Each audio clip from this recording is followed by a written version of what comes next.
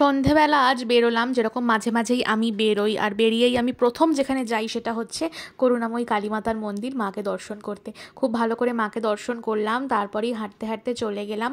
যেতে যেতে দেখলাম পাশের পার্কটায়, মানে একদম আমাদের বাড়ির কাছের পার্কটায় কি সুন্দর ছোট্ট ছোট্ট বাচ্চারা খেলাধুলা করছে। আর এই গোল দোলনাটা দেখে তো আমার এত চড়তে ইচ্ছা হচ্ছিল, আমি ছোট হলে নিশ্চয়ই চড়তাম।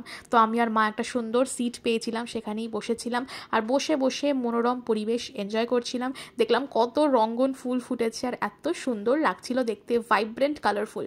আর এই দেখো, এনাকেও দেখতে পেলাম, ইনি তো এতই চঞ্চল, বসে বসে আমাদের অনেক এন্টারটেনমেন্ট করেছে, এদিক ওদিক দৌড়ে ঝাঁপিয়ে নিজের গায়ে চুলকে সব কিছু করে আমরা অনেকক্ষণ বসে বসে ওকেই দেখলাম, এন্টারটেনড হলাম।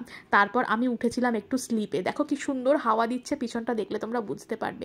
কিন্তু সত্যি বলছি, আমি বুঝতে পারিনি, স্লিপটা বেশ ভয়ঙ্কর লাগছিল, মানে আমার জন্য অ্যাডভেঞ্চারাস জিনিস একদমই নয়। মানে স্লিপ বাচ্চারা চড়ে, বাট আমার তো উঠে মনে হচ্ছে কি করে চড়ে, মানে আমি তো স্লিপ দিয়ে নামবো এটা ভেবেই আমার এত ভয় লেগেছে যে আমি ভাবলাম না না, ওই দিকে তাকিয়ে আর লাভ নেই, আমি বরঞ্চ এমনিই নেমে যাই। তো আমি ভাবলাম গুটি গুটি পায়ে নামা শুরু করি, নামতে গিয়ে আবার টক করে একটা মাথায় ঠোকরও খেয়েছি, বাট এনিওয়ে লাগেনি আমার, সো চিন্তা করার কোনো ব্যাপার না। বাট এই স্লিপে উঠে আমার আজকে ভারী মজা লেগেছে।